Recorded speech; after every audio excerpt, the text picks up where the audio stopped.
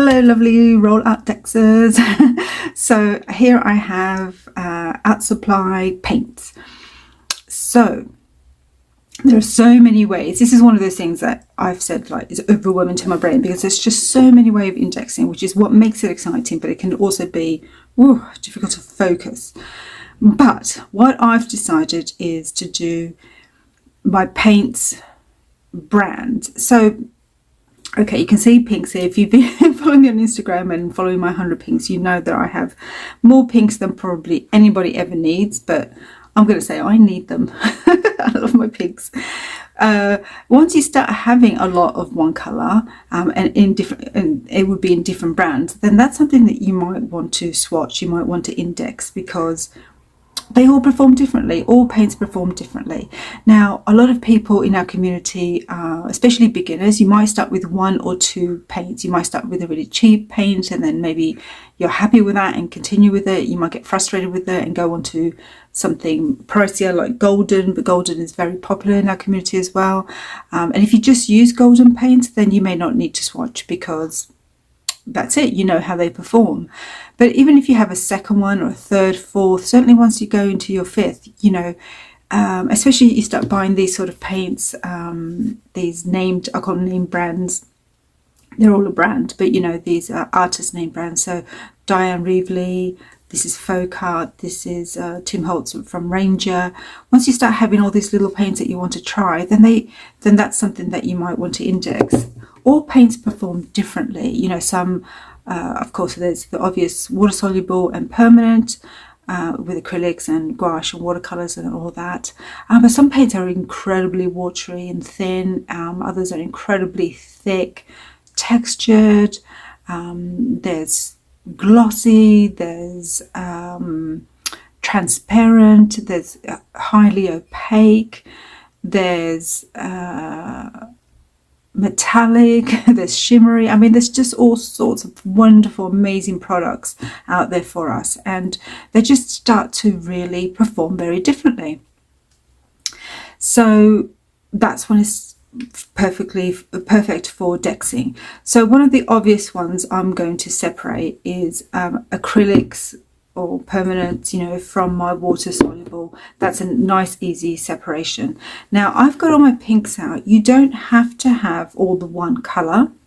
However, when we're talking about art supplies, which we are, and we're just talking about brands, I would think, like anything really, in organization, the less variables, the easier it is to distinguish what you're trying to distinguish. So for example, if I had all different colors, if I'm trying to see if a paint is thin or thick, if it's matte, if it's glossy, those sorts of things. Hello cat, my cat is saying hello. Hello sweetie. Then it's much easier to do so with no distraction of color. So if I had a pink and a green and a yellow, look, I just put cat hair. This is what happens. Anyone else have cat in the studio? So if you have different colors, then that's going to it's just going to be an extra variable that's going to be distracting. So that's for me. If it works for you and you love the idea of all different colors, then that's fine too. But I really want to focus on brand. So if I stick with at least roughly the same hue, they are all different pinks, of course, but they are all pinks. That's just less distracting. That's my thinking. That's how I think. That's how my organization brain thinks. It's like, have less distraction, and that helps. So I removed one variable, that's acrylic. So I've got water soluble paint. This is my traditional gouache. I removed the color variable by choosing pinks. So now I'm really down to the brand and how it performs, and that's what I want. And I've got these cards. These are my half gessoed and half plain, so I can see how they perform on both. This is more for my watercolors, so I might decide to go straight onto these. I think I'm going to do that. I'm going to go straight onto card because it's how I would almost always use them, and it doesn't have too much difference if it's on that, and I can save these for my watercolors. Okay, so that's sorted now. And of course I might put gesso if I just don't want this, but this mimics my pages because I would normally have text or something in the background anyway. I don't normally have a blank white page, so I'm happy with that. Okay, so the other thing is then how to put them on there, and you would have seen with our colour, our go-to colours, swatching those, how many different ways there are to do this and how fun it is. I'm just going to do the most simplest to get you started, and that's something that I do on my pages. So it depends how you work. If you tend to work with a brush, then grab a brush. If you tend to make marks, then do that. If you're more likely to paint a whole page, then you might prefer that. Or I wouldn't quite go with how we did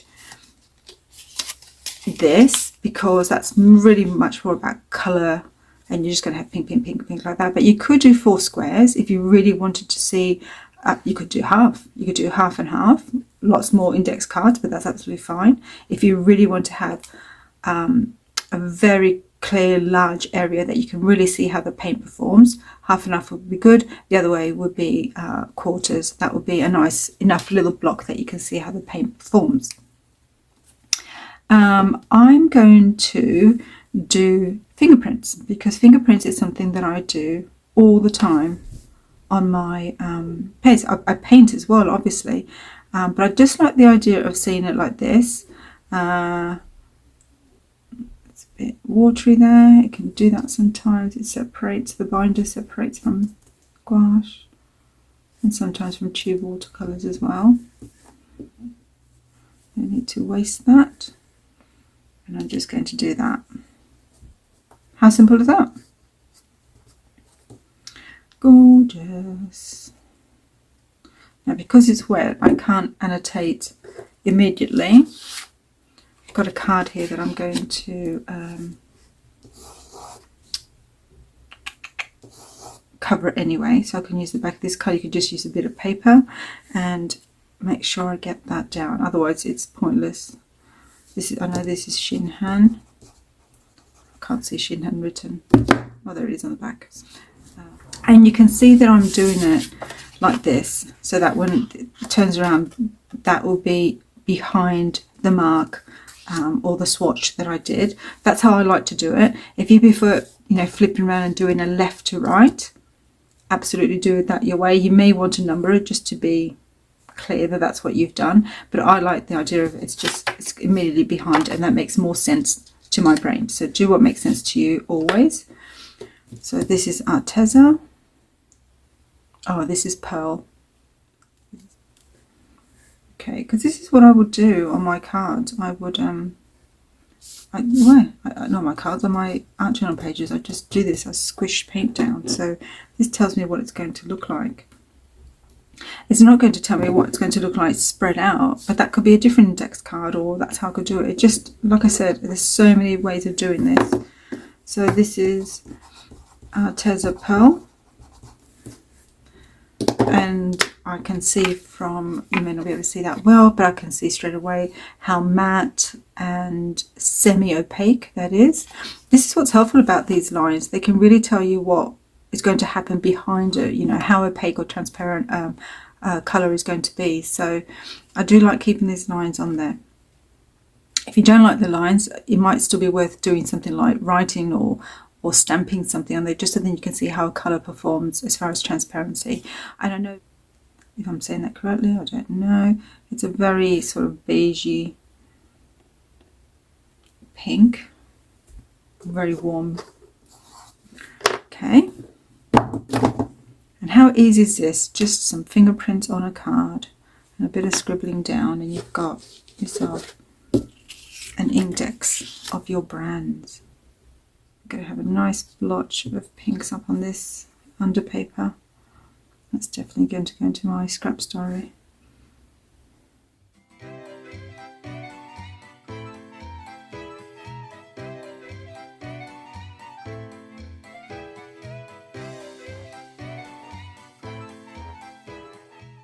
A lot of brands will have designers, artists, student grade, that sort of thing, so it's worth popping something like that down with it.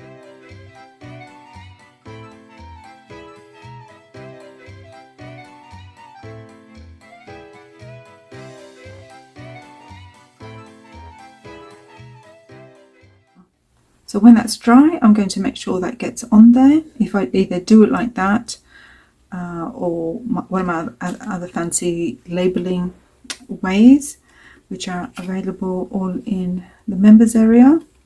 But yeah, I'm so happy with that. That is just so fun and super easy.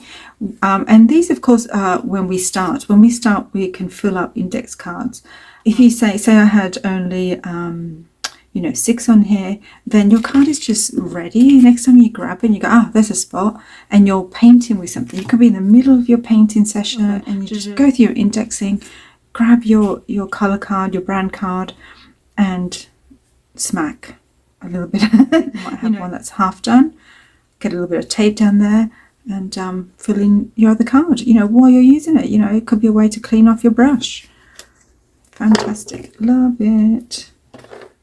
Okay, so super easy. Get your brands down, and I will do just exactly the same with acrylic. Get my acrylics down, and don't be afraid to move them about and mess with them. If you're doing a brush, maybe do a really thick bit and then thin it out so you can just see both. Or maybe I pick up a particular paint and I'm trying to do a particular thing with it, and I'm thinking, is this opaque enough? I could just test it and have fun with that. But I could also look at my index cards and go, PBO, oh no, that's really transparent. That's more transparent than I thought, or that's thinner than I thought. That's not going to work. There's just so many ways you can use it. Okay, so I will do the same with my acrylics, and I would also continue with my gouache because I do have a lot more gouache. But I will, in the next video, I will show you my watercolors. Welcome back, lovelies. So now I have my half gessoed, half plain index cards, and be swatching some watercolors, and I have a lot of watercolors. I think if you follow my 100 pinks, I have all sorts of watercolors. So I'm not swatching in the sense of, I have larger journals where I swatch the colours when I'm disciplined enough to do so, or I just have them swatched obviously in the tins like most people do. So I don't want my index cards to have my swatched brand, my tins, my palettes. But you might want to do that. You might think, okay, well, I don't have a place that I really swatch them to see them, on hand, which is, what our rolARTdex is all about. So you might find, a few little dots and then have in the back the brand and maybe the colours of them, just so then you can see at a glance what each of your watercolour brands does, how they perform, how chalky they are, how transparent, how vibrant, all that sort of stuff. So it's not a bad idea.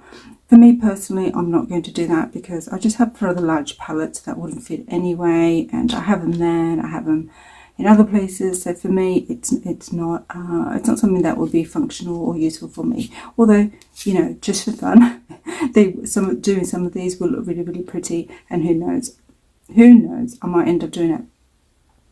Also, if you do an entire palette, then it wouldn't be as useful to have half gesso, non-gesso, because you have all of them down. So maybe just completely gessoed if that's what you would normally do. Okay, so what I decided to do is have colours and have how they perform. So for example, I might have pinks or blues, that sort of thing, because watercolors perform very differently. Different brands, some are better quality, they have more pigment in them, some are chalkier, all that sort of thing. So that might be a really fun thing to have index, really. I also have things like, because I have so many colors and also so many different watercolor sets, and also, as you know, so many pinks, I thought it would also be, for me, it would be useful to swatch similar pinks together, which sort of won't look that interesting on a card. It would be all very samey, but it would be nice to be able to say for instance, opera pinks, I have a few of those, you know, how are they different and how do they perform differently. And that way, you know what I'm like with variables, removing variables, you're really just looking at one hue, one type of supply, watercolor, and that's it. And then it's the brands that make all the difference. Okay, so I'm going to do really simply for you guys. I'm going to use a fairly wide brush, and I should be able to get 1, 2, 3 and maybe even 4 lines of watercolor. Because watercolor runs, I'm going to make sure that the next one along has a little bit of space, a little bit of line, so they're not running together, so then it just doesn't become a big fun mixed media mess. It'll be fun, but it won't be great for, obviously, for swatching and seeing what's what, will it? So I think I'll start with what I mentioned, which was my sort of opera pink. Unfortunately, I'm not diligent about this card. I do think most of them are white knight, so I haven't, terrible, look at that, terrible annotating. But no, I don't have this one written down. I'm just terrible. I've got one. Fine, I'll do this one. So this is Jackson. Okay, and sort of just using the width of the brush to guide me. Let me find another pink like that. Okay, I've got this primer marketing set, and that's a very hot pink. So let me get rid of that. That's very watery. I don't want to spread too much on my card. I'm going to keep it very clear. Okay, so I'm just making sure that I've got at least a small line, a small space. Okay, so can you start to see how uniform this side is looking and how patchy this side is looking? That's the gesso. Gesso, acrylic, you know, any plastic works basically as a resist. So you have here, it's water, right? So water can't sink into plastic, into the acrylic. So sometimes you just get patchiness like this, and sometimes you get super fun effects, sort of blotchy effects. There's a fair amount of water on there, so it's just mostly pooling. See if I can get a bit of a drier brush for the next one. And I'm going to be writing down. So the first one is Jackson, the second one is primer marketing. So I've got this not complete set yet, just a few chosen colours of some slightly more expensive brands: Dale Smith, Holbein, Lucas, Roman Schmal. That's how I say it, Schmal. I don't know how to pronounce it. So this is a Holbein Quinacridone Opera. Oof, look at that, that looks amazing. Okay, just being careful, making sure they don't run together. I feel like it needs a little more.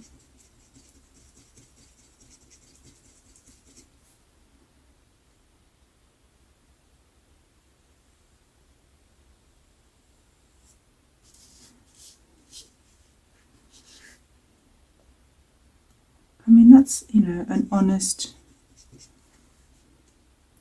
look at one dab of it, but I just feel, oops, I touched. Eek. You see, careful is not my middle name. But it shouldn't run too much there. It's not too watery. So you can see probably in the video, you can't really make much difference between them. Once they dry, they'll tell me a little bit more about themselves. Okay, that's not really a hot colour. Oh, this called Opera Rose. Okay, fair enough. So again, I'm trying to be careful this time and get that in there. Wow. So even though it is called Opera Rose, I do think it's a little warm and a little heavy for what I would consider a true opera rose. But it is called opera rose, so it is interesting to see it. Okay, so that's my 4. So I love it. I think it's interesting to look at, to me. I mean, we're artists, right? We love colour, we love splotches of colour, we love how supplies behave. So this is still a very pretty index card, even though it's just very, very similar pinks put together. But having these opera pinks near each other, you know, I can see which ones are very, you know, almost going into the neons. I can see, you know, like this one here, how warm it is. Sorry, how cool it is. It's a cool and heavy pigmented opera rose, apparently. These are more truer opera roses. I can see. I can see this one here just seems to have a little bit more pigment. This is a very transparent one, but very bright, really, really quite fun opera rose. So that's fantastic. Just a simple thing like that. And a little index card can just tell me so much about the paint that I'm using. So I can have this in my index, in my rotary system, my index system. For me, it's a rotary, and I can look behind and see which is which. Because if I'm thinking, you know what, I want a real good splash of opera rose on this, I don't know, flower blossom that I've made, but I want it to be really neon-y, you know, that sort of thing.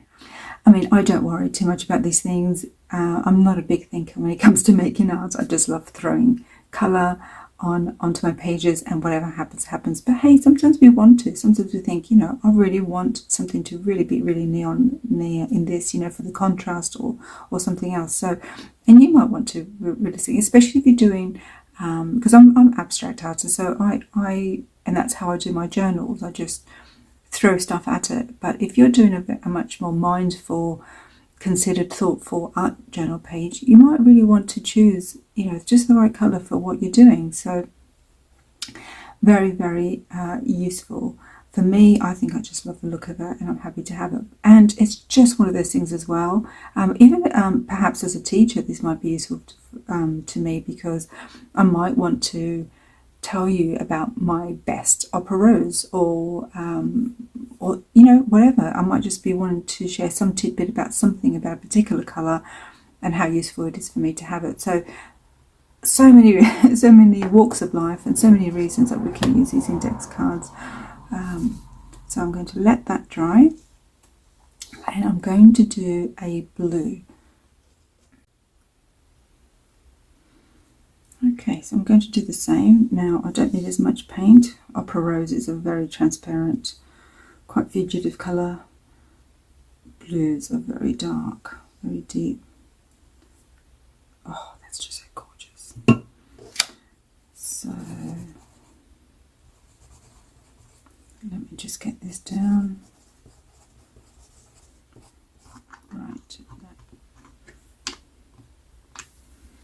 Okay, so as usual, we're terrible annotating. I'm not completely sure what this blue is, but I'm pretty sure it's actually called cobalt turquoise. So that might help me narrow it down where it's from. It might be Winsor Newton. Okay, try not to get them to cross.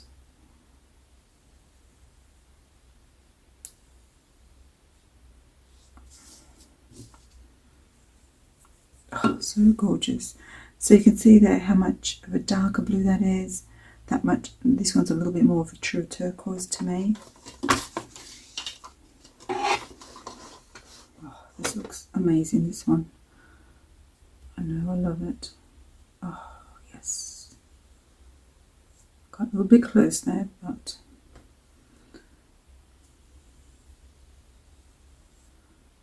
if I wanted to be really, really, really, really diligent, I would only go across. Oops, I'm getting pink on there. I would only go across the once, because then that will show me the difference in pigmentation between them. But I'm sort of judging it on how much paint I'm picking up, because I'm trying to keep the water quite low. So if I feel like I just didn't really pick it up, I'm going over again. But I'm trying to be even, which can be a difficult thing to judge. So that's Rembrandt, of course. That's why it's so gorgeous. So this is White Knight. Last one.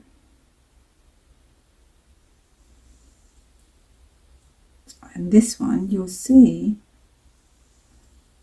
that on the gesso it doesn't sort of split and move so much, and that's because White Knight paints tend to have quite a bit of chalk in them, which makes them not really like a true watercolour. That's fine, it's a colour. So then I know, okay, if I want some turquoise on this gessoed page, go for the White Knight. It's not going to split as much, but hopefully you can see how, when I say splitting, how, look at that. I think that's gorgeous. It's just a gorgeous effect. If you have a lot of water, it is going to tend to pool, and they might just split like this, but sometimes you get this really, really fun background type of effects. But yeah, that tells me so much about turquoise. Again, if I want to use turquoise, different properties, wonderful. So I won't go over that again because you get the idea of what I mean. So I'm going along because of the stripes there like that. And again, you can just gesso the whole thing if you just want to get rid of the white.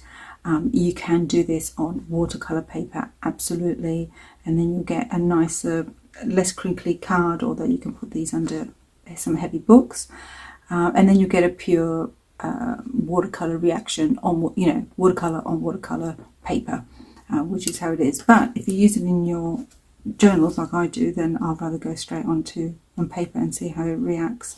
So I love these two. I'm going to wait for them to dry and look forward to annotating them. So simple. So a really, really simple way of indexing your watercolours.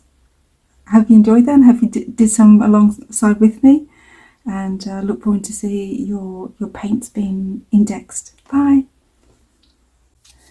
Okay, welcome back. Now, I just love my water-soluble pencils and things. I don't know why I'm singing because I can't sing, but that's how happy they make me. And just looking at all these turquoise together just makes me go eek. Not eek, but I don't know, squeal, some sort of squealing. I know, ridiculous, right? But I do love colour, I do love art supplies. Okay, so in this one, what I thought to do was my water-soluble anything, really. It turned out to be writing implements, but I'm not doing these as writing, I'm doing these as pure colour. So I have lots of other bits and pieces of supplies that are reactivated by water, but they're not, see, the word water soluble, I mean, something can be reactivated by water, but it's not necessarily marketed as a water soluble product. So for instance, pastels, if I use them in my art journals and put some water, yes, they're going to be reactivated. So, but they're not a water soluble product.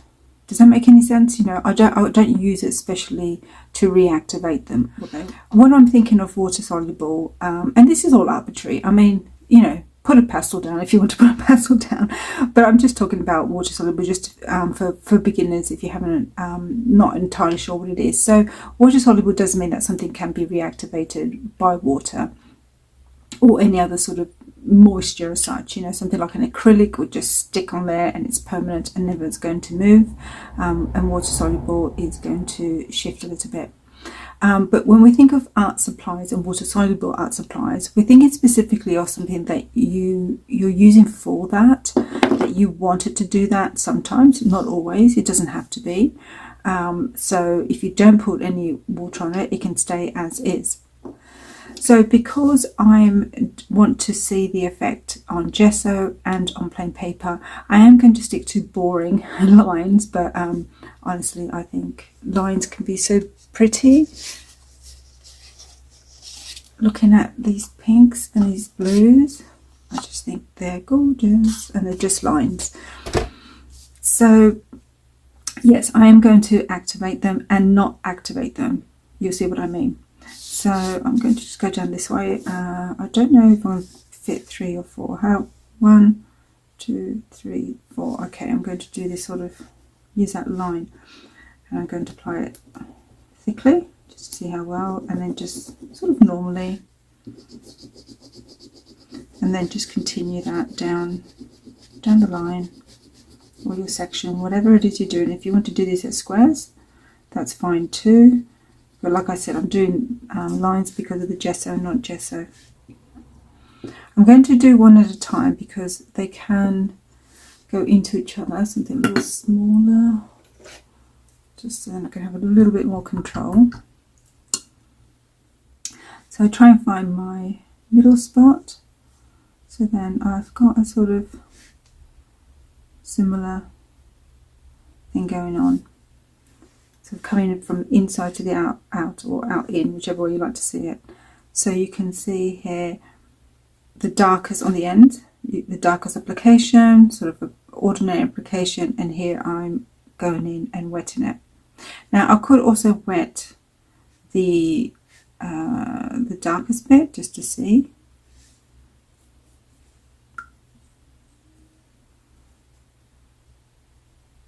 Just depends where I remember all these different applications. I could do all these notes in the back, but you can also somewhat sort of see that you've done that. Okay, and you might be able to see on the gesso it's really, really beautiful. On the plane it's not as good when the water is activated. It goes a little bit odd, but it definitely activates more on the gesso, so it becomes more of like a paint, whereas here you're sort of spreading it a little bit more. You're taking away the sort of the definition of the application and just sort of smudging it a little bit. So that's interesting to see. So that was my Stabilo Woody 3-in-1. This is my Mega Colour, my favourite. Oh wait, these aren't water-soluble. I just picked it up because I love it. They do a little bit of pigment sometimes pulls off these, but these really are more of a permanent.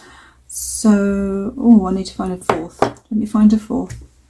So this one isn't really a turquoise, it's just a light blue, but it's something that is another set that I have, the Graduate Aquarelle like Lyra. So it's something that's worth swatching as well. If a little bit more colour pulled off on this one, I would put this down, but I'm looking at what is more water soluble, or at least more colour is pulled off. So this is an aquarelle, so it will come off. Let me not touch the one above.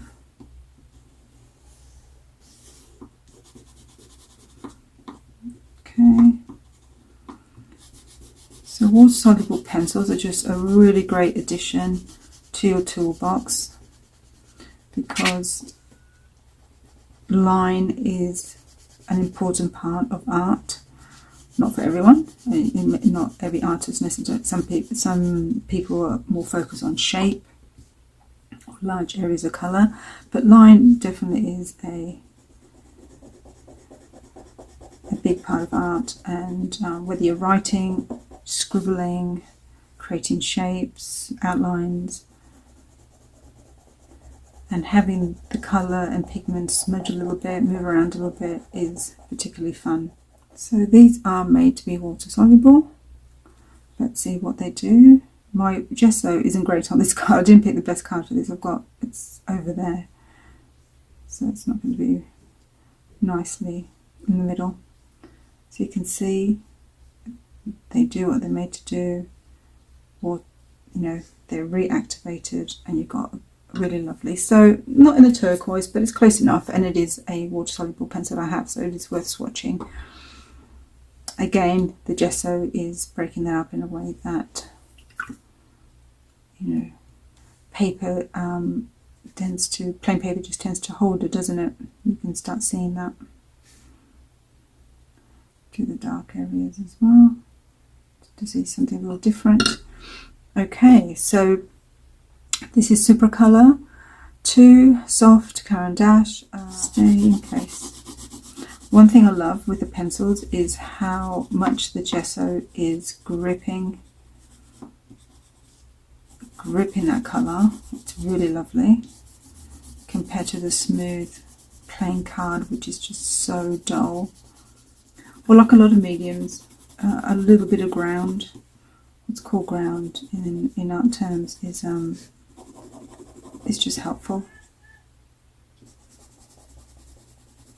Okay, activate.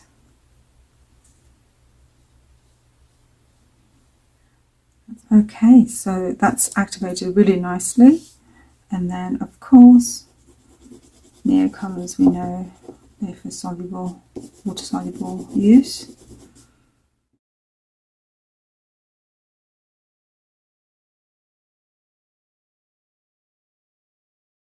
They're crayon, but they're very heavily pigmented, which is why they are so popular. And even on the plain paper, it goes down nicely. Oh, my gouache is all the way over, not gouache, my gesso, all the way over here. How annoying. So activates nicely, as I would imagine, both on the plain and the gesso. So the gesso pulls a little bit more, like always, like water does. But Neo colours, they're so heavily pigmented. It's very hard to see on just video, but there's a sense of, like, you know, the texture that a pencil does, you know, because it picks up the texture of your paper so easily. That texture, you know, you go over it and you can still see the texture with just a bit of like a light wash over. That's the effect you get with those. Whereas something that's highly pigmented and really meant for this sort of thing, you know, water application, you get away, oh gosh, what am I saying? You get rid of that texture a little bit more, so it just activates more completely, although not absolutely completely. Whereas on gesso, you can activate it completely. It really is about pure colour for the gesso. If you want a bit of texture with a bit of like a wash, then no gesso is fantastic for that. So it's all about the effect you want, isn't it? You can see when it's applied quite thickly, it's almost just looks like a swatch of paint. So this gives me a really great little card for indexing my water-soluble pencils or crayons, or, you know, that sort of type of supply. Nice and easy. Really can just see exactly what the colour does on there. I don't want to move it around too much. It's got colour. You can see how much it just spreads with the gesso. You know, if you don't want it to spread, then yeah. So, okay, another quick one. Super easy. If you have any ones that I don't have, let me know about them. If you think they're super fun to use, absolutely retail enable me when it comes to our supplies. I've got no problem with that. Okay, bye again.